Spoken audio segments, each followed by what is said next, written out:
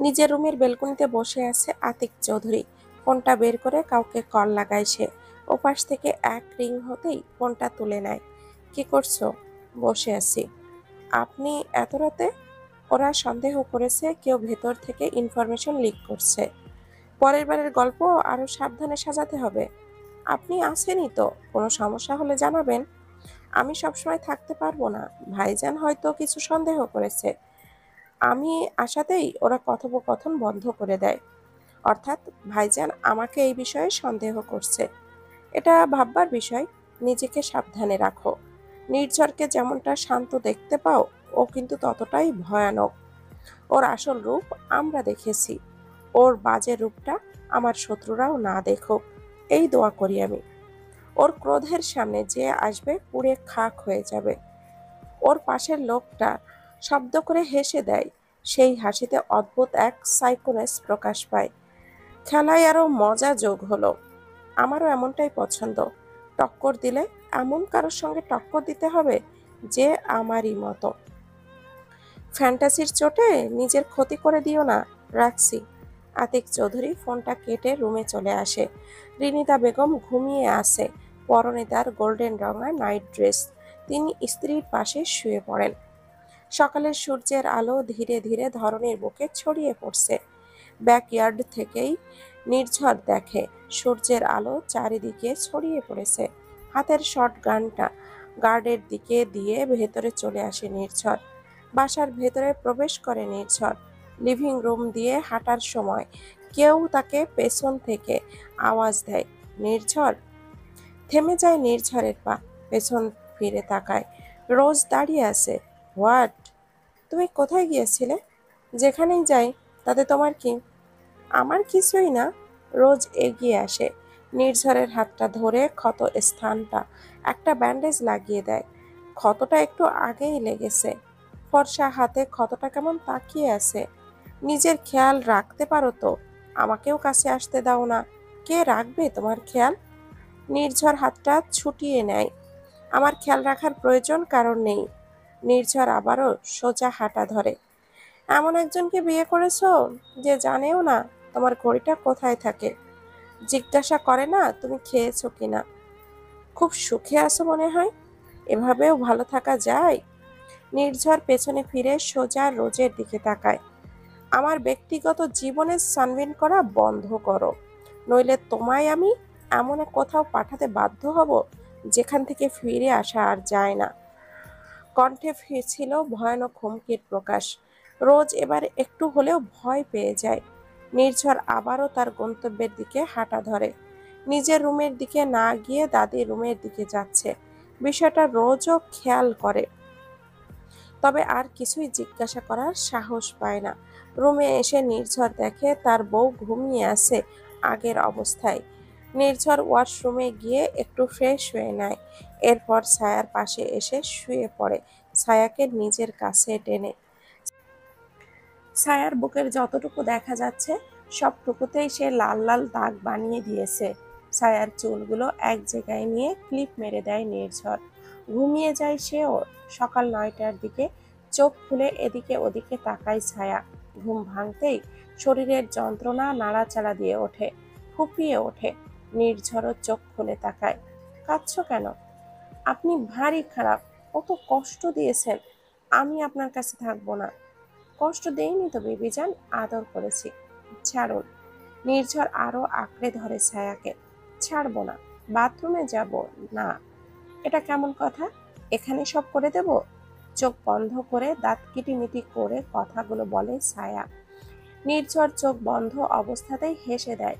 করো যান, সমস্যা নেই। আমি আছি তো। কেউ জানবে না। পরিষ্কার করে দেব। ছি, ছাড়ুন।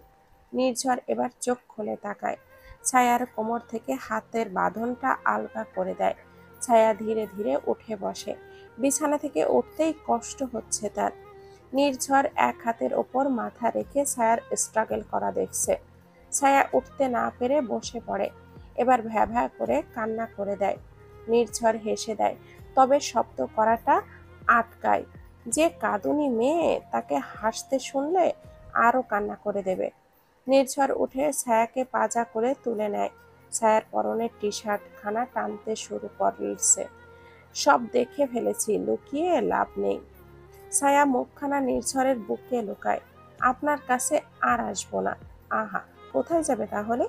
চলে যাব, পা ভেঙে রেখে দেব। কানে কানে কথাটা বলে বাথটাবে বসিয়ে দেয় ছায়াকে। ছায়া এবার মাথা তুলে তাকায়। জামা। যে হুকুম মহারানী। নির্ঝর বাইরে গিয়ে নিজের রুমের দিকে হাঁটে। জাহিদা চৌধুরী সকাল সকাল ঘুম থেকে ওঠেন। নামাজ পড়ে তিনি বসে বসে বই পড়েন বা অন্য কোনো কাজ করেন। এটা তার পুরাতন অভ্যাস। নির্ঝর রুমে গিয়ে দরজায় টোকা দেয়। দাদি, আয় দাদু ভাই। নির্ঝর ভেতরে চলে যায়। কি করছো প্রেমিকা? কিছু না, নিচে যাব ভাবছি। আচ্ছা, 2 মিনিট পর রুমে যাও। ছায়া বাথরুমে। আচ্ছা, আমি নিচে যাব, চা খেতে হবে। কাউকে বলো তোমার কাছে পৌঁছে দেবে। না দাদু ভাই, শুধু শুধু কাউকে কষ্ট দেওয়া আমার পছন্দ নয়। কিন্তু আমার প্রিয় দাদি, ওরা তো বেতন এই জন্য পায়। তাতে কি, আমি তো এখন এমনিতেও নিচেই যাব। জাভিদা চৌধুরী নিচে চলে যায়। নির্ঝর নিজের দাদির দিকে তাকিয়ে থাকে। ওনার মতো ভালো মানুষ পৃথিবীতে খুব কমই দেখেছে নির্ঝর। নির্ঝর ড্রেসিং রুম থেকে শাড়ি নিয়ে চলে যায় দাদির রুমে। ছায়াকে শাড়িটা দিয়ে দেয়। ছায়া গোসল করে রিল্যাক্স ফিল করে। নির্ঝর পাজা কোলে তুলেই বউকে নিয়ে রুমে যায়। ছাড়ুন, কেউ দেখলে কি ভাববে? আমার পর ভাববার সাহস কারণ নেই। ছায়া কেবলই তাকিয়ে থাকে। নির্ঝরের বাইরে যেতে হবে। আজ সে অয়নকে নিয়ে বের হবে। সময় মতো অয়ন রেডি হয়ে গেছে। নির্ঝর দ্রুত ছায়াকে খাইয়ে নিচে রেডি হয়ে নেয়। এরপর বেরিয়ে যায়। যাওয়ার আগে ছায়ার সামনে এসে বসে। বেবি যান, কোথাও সমস্যা হলে আমাকে বলবে। খেয়ে নিও যদি না আসতে পারি। আমি যদি এসে দেখি তুমি খাওনি, ভালো হবে না কিন্তু। ছায়া মুখ ফিরিয়ে নেয়। নির্ঝর ছায়ার কণ্ঠনালী চেপে ধরে নিজের দিকে ফেরায়। কোনো কথা বলে ওষ্ঠজোড়া আঁকড়ে ধরে। ছায়া হাত দিয়ে নির্ঝরের হাতটা ধরে বসে। তাতে কোনো কাজ হয় না। ছায়া নিজের দাঁত বসিয়ে দেয় নির্ঝরের ঠোঁটে। নির্ঝর ছেড়ে দেয়। ঠোঁটে আঙ্গুল দেয়। রক্ত দেখে শব্দ করে হেসে দেয় নির্ঝর। আরো একটু দিও রাতে, ঠিক আছে? কথাটা বলেই কপালে চুমু খায় নির্ঝর। এরপর চলে যায়। বাইরে অয়ন দাঁড়িয়েছিল। অয়নের সাথে বেরিয়ে যায় নির্ঝর। সমুদ্র পাড়ে নীরবে দাঁড়িয়ে আছে নির্ঝর। চোখে কালো সানগ্লাস, পরনে সাদা শার্ট আর ঢিলা সাদা প্যান্ট। তার উপস্থিতি যেন নিজেই এক নিঃশব্দ উপন্যাস। সাগরের দিক থেকে আসা প্রবল হাওয়া ওর সিল্কি চুলগুলো এলোমেলো করে দিচ্ছে। মনে হচ্ছে বাতাসও ওর স্পর্শ পেতে উন্মুখ। ওর বাঁ হাতে পরা ঘড়িটি যেন ওর রুচির পরিপূর্ণ প্রতিফলন। ঘড়িসহ হাতটা পকেটে রেখে নির্ঝর সামনে তাকিয়ে আছে। চোখের অদৃশ্য গভীরতা যেন ঢেউয়ের ছন্দে মিশে গেছে। সমুদ্র পাড়ের বাতাসে ছড়িয়ে পড়েছে এক ধরনের নিস্তব্ধতা, যেটা অনুভব করা যায়, বোঝা যায় না। ঠিক সেই মুহূর্তে অয়ন এসে দাঁড়ায় ওর পাশে। পরনে হালকা চেকের বেবি ব্লু আর সাদা কন্ট্রাস্টেড প্যান্ট শার্ট, চোখে পাতলা ফ্রেমের কালো সানগ্লাস। দুজনে দাঁড়িয়ে আছে পাশাপাশি সমুদ্রের পটভূমিতে। সূর্য আলো ছড়িয়ে দিচ্ছে তাদের ওপর। এই মুহূর্তে দুই ভাইকে দেখাচ্ছে যেন দুটি জীবন্ত চিত্রকর্ম, অসামান্য, সৌম্য ও মুগ্ধকর।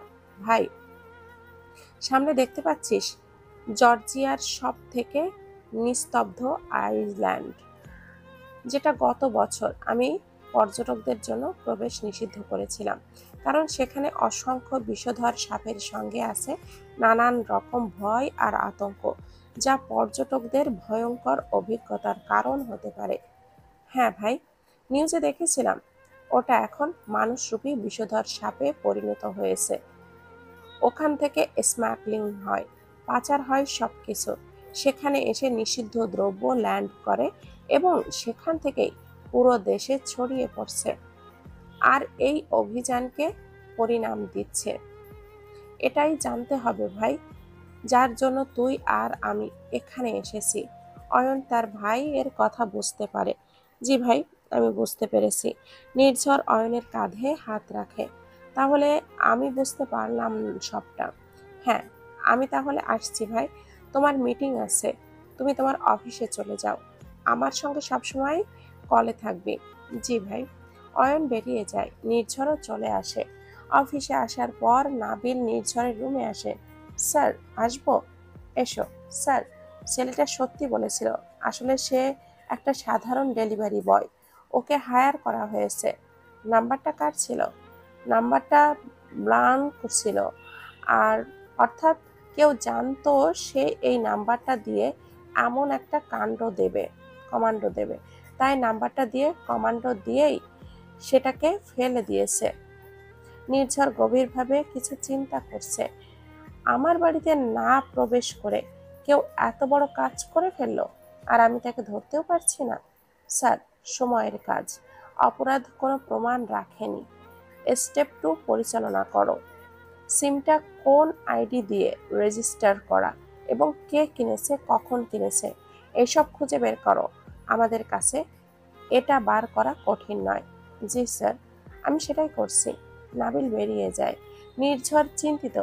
বিবি জানের জীবনে আসার পর চোখ কান একটু বেশি খোলা রাখতে হচ্ছে তাকে। চৌধুরী বাড়িতে চৌধুরী বাড়িতে কি গরম পড়েছে আজ। এমনি বসে থাকলে ঘেমে যাচ্ছে মানুষ। ছায়া জানালা দিয়ে বাইরের দৃশ্য দেখছে। রোদ যেন আজ ভীষণ চড়া পড়েছে। জানালায় হাত দিয়ে ছায়া দাঁড়িয়ে আছে। আর কত পড়বি? বাংলা, অঙ্ক, ইংরেজি সবই পড়ে ফেলেছিস, এবার থাম বাবা। ভীষণ তেজ তোর। ছায়া নিজের থেকেই আবল তাবল বকর বকরের মাঝেই কেউ একজন দরজায় নক করে। ছায়া উঠে দাঁড়ায়। ম্যাম, খাবার।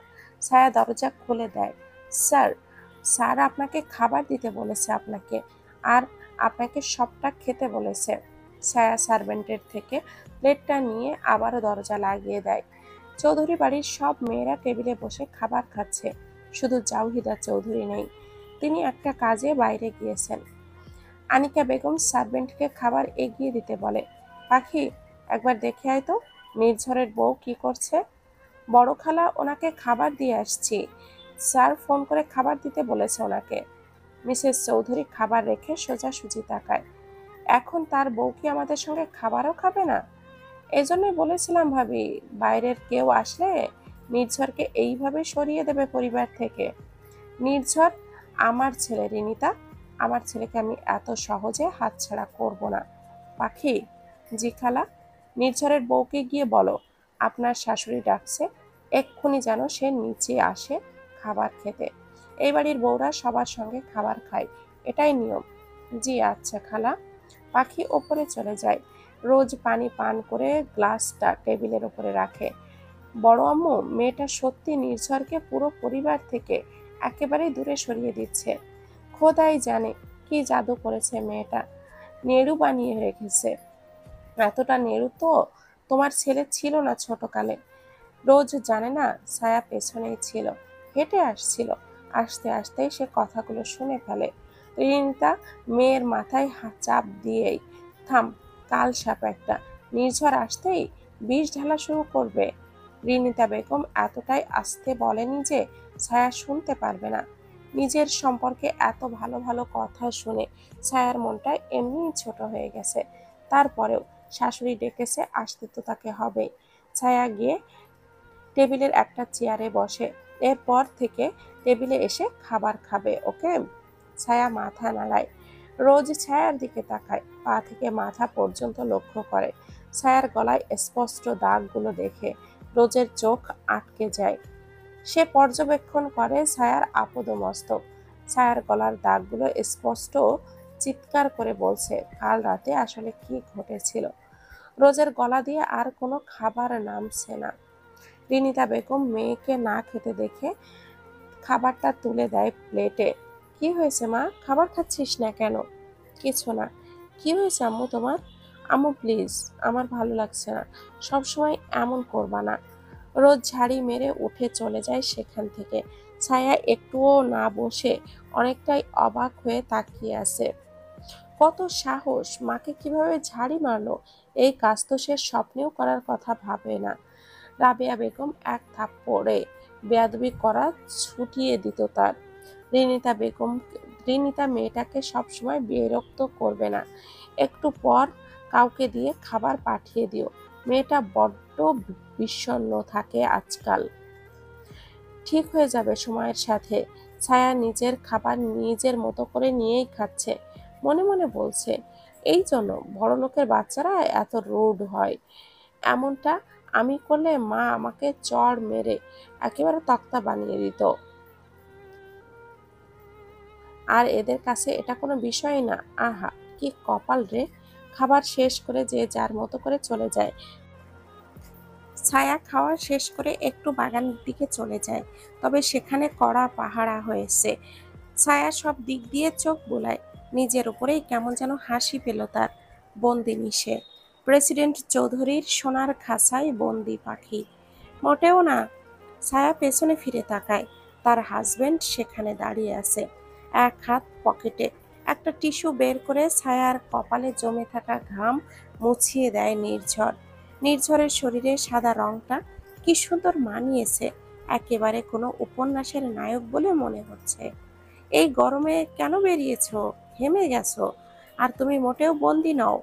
যেদিন আমার বিশ্বাস হবে তুমি পালাতে চাইছো না, সেই দিনই তুমি মুক্ত। সবখানে যেতে পারবে। ছায়া কিছুই বলে না। খোলা আঁচলটা উঠিয়ে নেয়। খেয়েছো? হুম। নির্ঝর পকেট থেকে একটা প্যাকেট বের করে। তার ভেতরে 3টে চুড়ি। একটা সোনার চিকন চুড়ি, আর একটা মোটা সোনার চুড়ি। মাঝেরটা আরো মোটা সাদা পাথরের জেড চুড়ি। নির্ঝর একে একে সব কয়টা ছায়াকে পরিয়ে দেয়।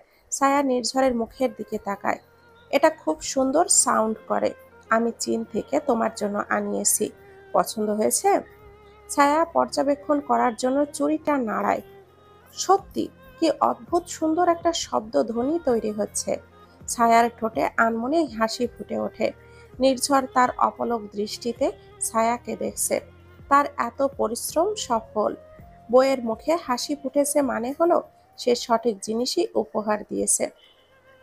নির্ঝর ছায়ার কানের কাছের চুলগুলো গুজে দেয়। তোমার শরীরে কেমন আছে এখন বিবিজান? ছায়ার গাল দুটো লাল হয়ে গেছে। বলো। ছাড়ুন। এই যে, এই কাজটাতেই তো আমি পারি না বিবিজান তোমাকে ছেড়ে দিতে। ছায়া লাল গালে হাত রাখে। ওয়াও, মাই ওনলি মাইন বিউটিফুল ওয়াইফি। নির্ঝরের গভীর নেশালো কণ্ঠ শুনে ছায়ার ভেতরটা কেঁপে উঠছে। নির্ঝরের ঠোঁটে তার কানের লতি স্পর্শ করছে। ছায়ার শরীর আরো কম্পিত হয়। I am obsessed with your scent baby girl. তোমার সুগন্ধে আমি আচ্ছন্ন বেবি গার্ল। নির্ঝর তার ঘোরের ভেতরে চলে গিয়েছে। ক্রমশ সে ছায়াকে নিজের দিকে টানছে। হঠাৎ এমন সময় পেছন থেকে কারোর কণ্ঠ ভেসে আসে, নির্ঝর। পুরুষালী কণ্ঠ শুনে নির্ঝর নিজের দুই হাতে ছায়াকে নিজের বক্ষস্থলের ভেতরে লুকিয়ে ফেলে। ছায়ার চোখ বড় বড় হয়ে যায়। ওখানেই দাঁড়িয়ে যায় আদনান। আদনানের পা থেমে যায়। বাগানের থেকে বেশ অনেকটা দূরেই দাঁড়িয়ে আছে সে। নির্ঝরের কাছে সে যে ছায়া আছে সেটা আদনান জানে। ইচ্ছে করছিল ছায়ার একটু দর্শন পেতে, কিন্তু নির্ঝর তা হতে দিল না আদনানকে। বেবিজান, ভেতরে যাও। মাথায় কাপড়টা টেনে নাও। ছায়া হাত দিয়ে আঁচলটা উঠিয়ে মাথায় দিয়ে দেয়। নির্ঝরের ঠোঁটের কোণায় মৃদু হাসি ফোটে। ছায়ার মায়াবী চোখগুলো ভীষণ আকর্ষণ করে তাকে। ছায়া একটু বাঁকা হয়ে উকি মেরে দেখে পেছনে কে আছে। নির্ঝরের হাতের পাশ দিয়ে আদনান শুধু ছায়ার চোখ দুটো দেখতে পায়। তার বুকে কেমন যেন অদ্ভুত যন্ত্রণা শুরু হয়। আদনান বুকে হাত রাখে। ছায়া আদনানের ঝলক দেখে আবারও সোজা হয়ে দাঁড়ায়। যাও। ছায়া অন্য পাশ দিয়ে চলে যায় বাড়ির ভেতর। নির্ঝর ফিরে তাকায় আদনানের দিকে। সরি ভাই, আমার বউ তোর সামনে আসার জন্য প্রস্তুত ছিল না। আদনানের হাসিটার মাঝে ফুটে ওঠে এক অদ্ভুত রহস্য। নির্ঝর হেঁটে এগিয়ে আসে। কেমন আছিস? ভীষণ ভালো। তোর কি খবর বল? ভালো। তোরই তো সময় ভাই। আমারও বিয়ে করা লাগবে। করে ফেল বিয়ে, একটা সুন্দর অনুভূতি। বউ মনে হয় তোকে পাগল বানিয়ে দিয়েছে। আমার নিঃশ্বাসে ওর নাম থাকে। পাগল হব না? আদনান নির্ঝরের ঘাড়ে হাত রাখে। হ্যাঁ রে ভাই, ভালোবাসলে পুরো দুনিয়া জ্বালিয়ে দেওয়ার মতো ক্ষমতা রাখতে হয়। নইলে সেটা কিসের ভালোবাসা, রাইট? কি নিবি বল, চা না কফি? কফি। নির্ঝর সার্ভেন্টকে ডেকে কফি বানাতে বলে। তারপর বল, এত ব্যস্ত মানুষের হঠাৎ আমার কথা মনে পড়লো কি করে? একটা বিষয়ে তোর সাহায্য লাগবে। কি বিষয়? ছায়া রুমে এসে সোজা খাটে উঠে বসে। তার অনুভূতি অবুঝ। নির্ঝরকে তার মাঝে মাঝে ভালো লাগে, ভয়ও লাগে। কিন্তু এই বাড়িটা বড্ড পর তার কাছে। তার জীবন তো বাস করে ওই ফুল বাগানে, ওই বাড়ি যেখানে মা ভালোবাসে, বাবা আদর করে, বাবার সঙ্গে ফুল তুলতে যায়। কোনো কিছুই ভালো লাগলে জোর করে বলা আর ভালো লাগেনি এটা। এই বাড়িতে এসে কেন জানি না কাউকে কিছু বলার ইচ্ছে করে না তার। সবাই কেমন যেন পর। ছায়া অনুভবে শুধু তার শ্বশুর আব্বু এবং জাওহিদা চৌধুরীর একটু ভালো মানুষ। তারা আসলেই ভালো মানুষ। ছায়াকে অনেক কেয়ার করে। একটা বাড়িতে যখন একটা মেয়ে বিয়ে করে যায়, তখন সেটা সম্পূর্ণ একটা অচেনা জায়গা হয় তাদের কাছে। সেই বাড়ির মানুষগুলো যখন মেয়েটাকে আপন করে নেয়, মেয়েটাও তখন মিশে যায় সেই বাড়িতে। ছায়া, আসিস বউ? জাভিদা চৌধুরীর ডাক শুনে ছায়া দরজায় ফিরে তাকায়। দাদিকে দেখে খুশি হয়ে যায় ছায়া। দাদি। ছায়া গিয়ে জড়িয়ে ধরে দাদি শাশুড়িকে। কি করছিলি? বসেছিলাম। খেয়েছিস? হ্যাঁ। তুমি খেয়েছো? হ্যাঁ, খেয়েছি। নির্ঝর দাদুভাই কোথায়?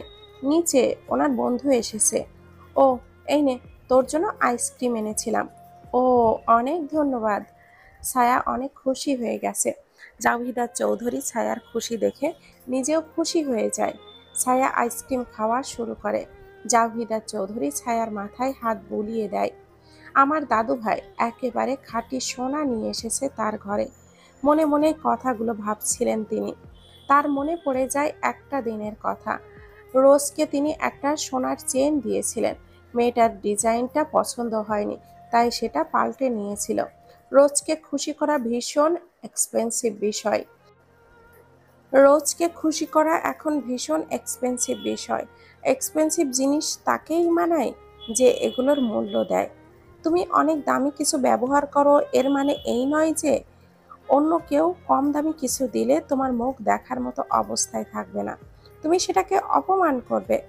লিভিং রুমে, আমার এই পারমিশনটা লাগবেই ভাই। আমার সব কিছু রেডি। এখন পারমিশন পেলে শিপমেন্টটা পাঠাবো। কিন্তু কিছুদিন ধরে তো দেশের ভেতরে এমন কিছু ঘটনা ঘটে যাচ্ছে, যার ফলে আমি জর্জিয়ার পল্টন চাইলেও খুলে দিতে পারছি না। আমাকে ক্ষমা করে দে বন্ধু, সময় দিতে হবে আমাকে। যখন পথ পরিষ্কার হবে তুই তোর কাজ করতে পারিস। আর এমনিতেও জাহাজ তোদের নিজেদের, কিছুদিনের বেশি সমস্যা হবে না। আদনান মাথা নাড়ায়। ঠিক আছে, প্রেসিডেন্ট বলছে যখন নিশ্চিত কোনো সমস্যা আছে। আমি অপেক্ষা করব। ধন্যবাদ। আজ তাহলে আসি। খেয়ে যা। না, পরে একদিন। ওকে, বাই। বাই। আদনান নির্ঝরের সঙ্গে হাত মেলায়, নির্ঝরকে জড়িয়ে ধরে। চালাক তুই অনেক ভাই, কিন্তু আমিও কম নই। খুব দ্রুতই সব কিছু হারাবি। দুজন দুজনকে ছেড়ে দেয়। আদনান হেসে বিদায় নেয়। নির্ঝর এক হাত পকেটে রাখে। মুঠোফোনটা বেজে ওঠে। হ্যালো অয়ন ভাই, আমরা দুটো গ্রুপে কিছু লোককে ধরেছি। Good, very good. ওদের আমার জীবিত চাই। তাই হবে। নির্ঝর কলটা কেটে নিজের রুমের দিকে চলে যায়। রুমে এসে সামনের দৃশ্য দেখে সে অবাক।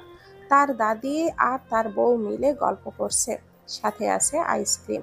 দাদি, ও দাদু ভাই, তুমি এসেছো? কোথায় ছিলে? বাইরে।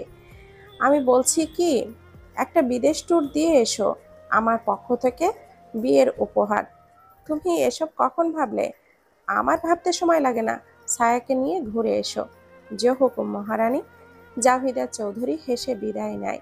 ছায়া আইসক্রিমের বাটিটা রেখে হাত ধুতে যায়, কিন্তু নির্ঝর তাকে পেছন থেকে ধরে নিজের নিকটে এনে কোমরে চেপে ধরে বাম হাতে আগিয়ে নেয়। ছায়ার গোল গোল চোখ দুটো নির্ঝরের দিকে স্থির, নির্ঝরের পরবর্তী পদক্ষেপের অপেক্ষায়। নির্ঝর ছায়ার ঠোঁটের কোণায় লেগে থাকা আইসক্রিমের বিন্দু চুষে নেয়। ছায়ার হাত থেকে বাটিটা ফ্লোরে পড়ে যায়। নির্ঝরের স্পর্শ সে সহ্য করতে পারে না। শরীর নিজের অজান্তেই কাঁপা শুরু হয়। নির্ঝর আরো গভীরে যাওয়ার আগেই দরজায় শব্দ হয়ে ওঠে। ফ্রাস্ট্রেশন চোখে মুখ ফুলে ওঠে নির্ঝরের। বেশ ফোর্স নিয়ে এসে পেছনে ফেরে। দরজা খোলা ছিল, বন্ধ করেনি দাদি। বাবা, এসব কাজ দরজা বন্ধ করে তো করতে হয়। কি লাগবে আম্মু? এখন কি লাগবে আম্মু জিজ্ঞাসা করছিস? কিছু না লাগলে তোর রুমে আসতে পারি না? কি চাও সেটা তো বলো। কিছু না লাগলে তুমি আমার রুমে আসো বলেই আমার খেয়াল নেই, তাই না? থাপ্পড় খাবে বেয়াদব। নির্ঝর তাকিয়ে আছে মায়ের দিকে। হাতটা এখনো ছায়ার কোমরে জড়িয়ে রেখেছে। ছায়া নির্ঝরের থেকে নিজেকে ছাড়াতে চাইছে। বেশি তিড়িং বিড়িং করলে আছাড় মারবো বেয়াদব। ছায়া কেঁপে ওঠে নির্ঝরের চিৎকার শুনে। মিসেস চৌধুরী তীক্ষ্ণ দৃষ্টিতে তাকিয়ে আছে ছেলের দিকে। নিচে আয়, আমি মিল্কি পুডিং বানিয়েছি, আসছি। মিসেস চৌধুরী চলে যায় রুম থেকে। দরজা বন্ধ করতে করতে বলে যায়, দরজা বন্ধ করে রাখবি সব সময়। বেহায়া হয়ে যাচ্ছিস দিন দিন। নির্ঝরের মা চলে যাওয়ার পর ছায়ার ঘাড় ধরে নিজের মুখোমুখি নিয়ে নেয়। কোনো ওয়ার্নিং ছাড়াই ওষ্ঠ জোড়া আঁকড়ে ধরে। নির্ঝরের আক্রমণে ছায়া সামলে উঠতে পারে না। ছায়াকে কোমর বরাবর শক্ত করে চেপে ধরেছে, যাতে সে পড়ে না যায়। ছায়ার নিঃশ্বাস বন্ধ হয়ে আসছে। অক্সিজেনের প্রয়োজন ছায়ার। লাল হয়ে গেছে ফর্সা মুখখানা। নির্ঝর ছেড়ে দেয় ছায়াকে। বৃদ্ধ আঙ্গুল ছায়ার ঠোঁটে রাখে। আমি অনেক সময় ধরে এই কাজটা করতে চাইছি। কেউ না কেউ এসে বাধা দিতেই আছে। আমি এত বাধা আর নিতে পারছি না। ছায়ার নিঃশ্বাস ঘন হয়ে এসেছে। নির্ঝর ছায়ার চুল কানের কাছে গুজে দেয়। Be a good girl. Nirjhar কোমর ছেড়ে দেয় ছায়ার। যাও, ফ্রেশ হয়ে এসো, আম্মু ডাকছে নিচে। ছায়া চুপচাপ চলে যায় ওয়াশরুমে। ছায়া নীরের রোম্যান্সটা অবশেষে হয়েই গেল।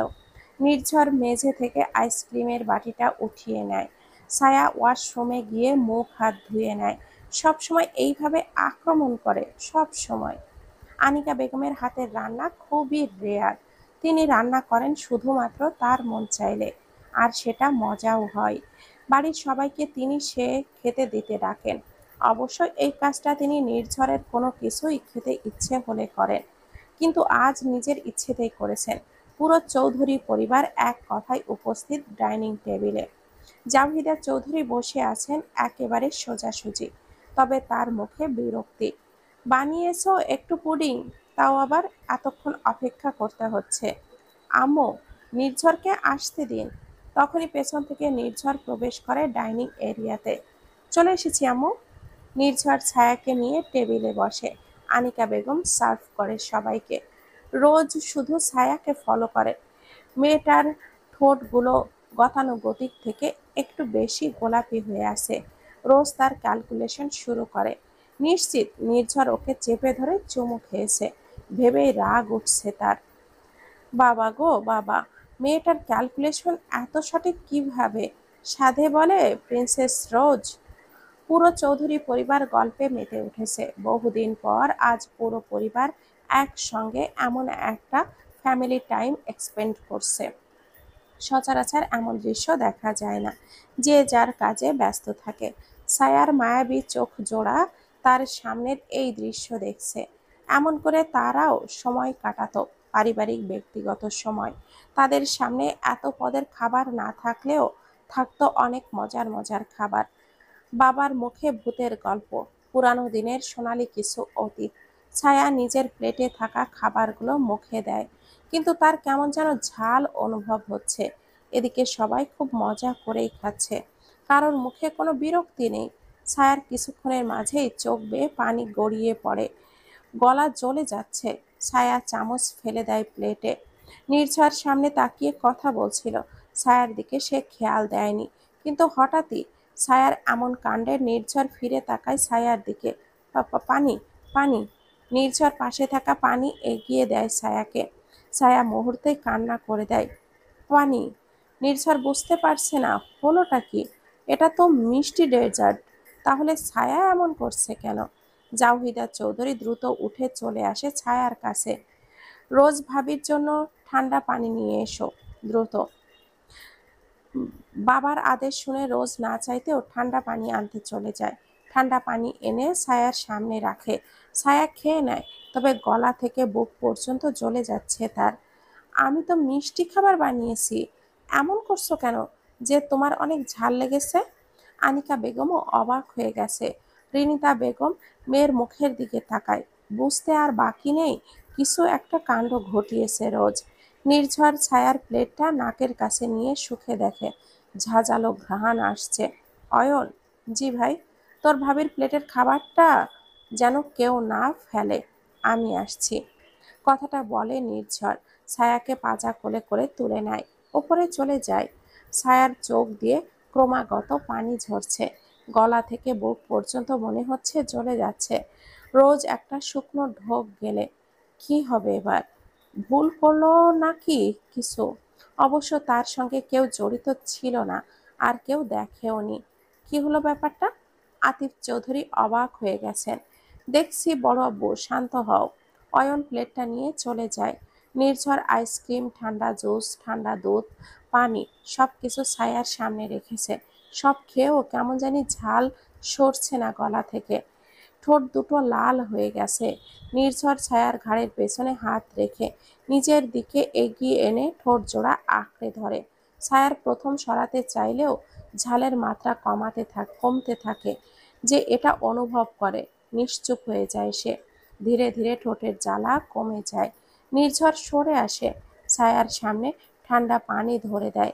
ছায়া আবারও সেটা খেয়ে নেয়। এর মাঝে ডক্টর উপস্থিত হয়। নির্ঝর সরে গিয়ে ডক্টরকে চেক আপ করতে দেয়। ওনাকে গোস্ট পেপার পাউডারের কিছু খেতে দিয়েছেন জনাব? না, সরি স্যার, কিন্তু ওনাকে কেউ এই রকম জাতীয় কোনো ঝাল খাবার দিয়েছে, যার ফলে এত বেশি যন্ত্রণা হচ্ছে। ঠান্ডা দুধ, চিনি এবং মধু দিন ম্যামকে। তবে স্যার, এই ধরনের ঝাল জিনিস কাউকে না জানিয়ে খাওয়ানো নিরাপত্তাজনিত ও নৈতিকভাবে ভুল। এতে কারোর অ্যালার্জি, অ্যাজমা, অ্যাটাক কিংবা হার্টের সমস্যা তৈরি হতে পারে। এমনকি জীবনও বিপন্ন হয়ে যেতে পারে। এটা খুবই ভয়ানক। ওনাকে যাতে কোনো সমস্যার সম্মুখীন হতে না হয়, এই জন্য আমি ঔষধ দিয়ে দিয়েছি। ধন্যবাদ। ডক্টর বেরিয়ে যায়। জাহিদা চৌধুরী ভেতরে আসে। বৌমা, কেমন আছো? নির্ঝর প্রচণ্ড রাগ হচ্ছে, ওর মাথাটা প্রচণ্ড গরম হয়ে আছে। শান্ত হ দাদু ভাই, এরকম চললে আমি আমার বউ নিয়ে এই বাড়ি থেকে চলে যাব দাদি, সবাইকে বলে দিও। চিৎকার করে কথাগুলো বলে নির্ঝর। আনিকা বেগম বাইরে থেকে সবটা শোনে। তিনিও দেখতে এসেছে ছায়াকে। তবে এই বিষয়টা সত্যি অনৈতিক। এমনটা কে করলো? আনিকা বেগম ভেতরে চলে আসে। তুমি যদি ভেবে থাকো এইসব কাজ দ্বারা আমার হয়েছে, ভুল ভাবছো। Really mom? Then find the real culprit এবং নিজের হাতে শাস্তি দেবেন, কোনো দয়া মায়া ছাড়াই। আনিকা বেগম দীর্ঘশ্বাস ফেলেন। তাই হবে, কিন্তু কোনোভাবে তোর বইয়ের এই ঘটনার সাথে জড়িত থাকলে? কি আজব বকছো আনিকা? কেউ জেনে শুনে নিজে কেন এমন একটা ঝাল খাবে? আর ছায়া সাদাসিধে মেয়ে মানুষ, এই ঝাল সম্পর্কে তার ধারণাই নেই।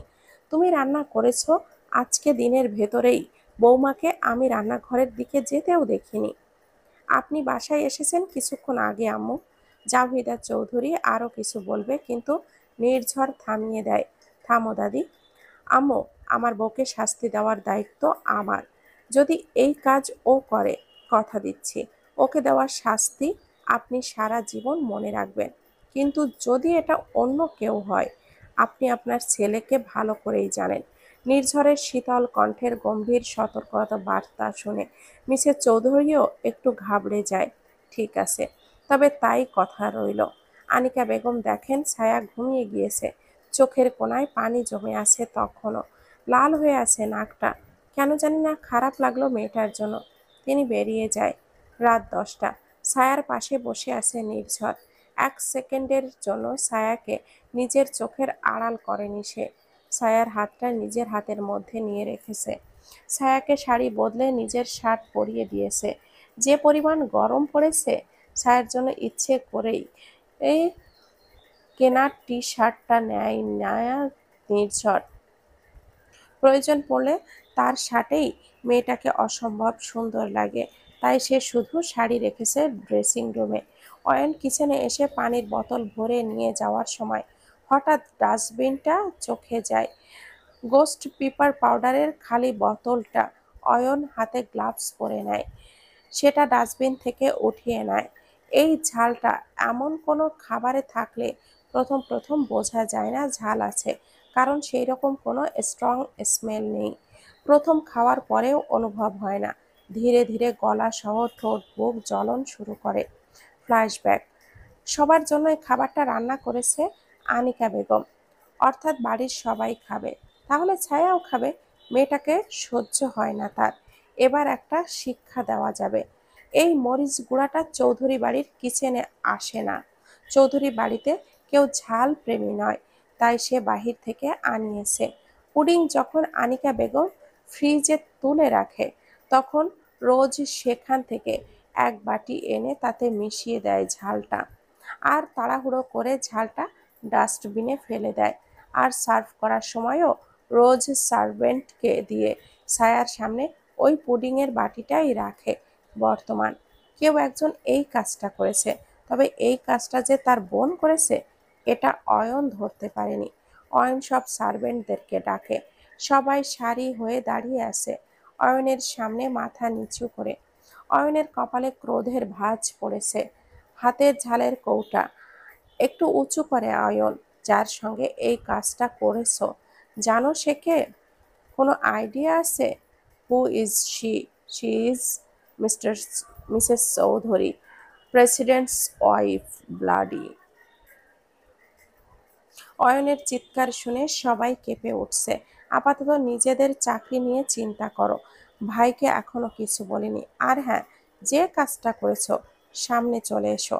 আমাকে যদি টেনে বের করতে হয় না, তাকে জীবনের মায়া ত্যাগ করতে হবে বলে দিলাম। অয়ন সার্ভেন্টদের ওপর চিৎকার করে নিজের রুমে চলে যায়। রিনিতা বেগম পুরো কাহিনী দেখলেন। তিনি রোজের রুমে চলে যায়। রোজ টিভি দেখছে। হঠাৎ করে মা রুমে চলে আসায় একটু অবাক হয়। রিনিতা বেগম দরজা ভালো করে বন্ধ করে রোজের কাছে চলে আসে। তুই করেছিস না? কিছু বলছো আম্মু? কি করবো আমি? বেয়াদব, আমার সামনে ভোলা সাজবি না। তোর ভাই সার্ভেন্টদেরকে থ্রেট দিয়ে গিয়েছে। যদি জানতে পারে তুই কিছু করেছিস, দেখে নিস তুই মরবি মেয়ে। রোজ চোখ মুখ ঘুরিয়ে নেয়। আই অ্যাম প্রিন্সেস রোজ, ওকে? হ্যাঁ। আর যার সঙ্গে ঘটনাটা ঘটিয়েছ সেও মিসেস নির্ঝর চৌধুরী, ওকে? রোজ ভেংচি কাটে। শুধরে যা, তোকে এতবার বাড়তে বলিনি আমি। রুম ত্যাগ করে রিনিতা বেগম।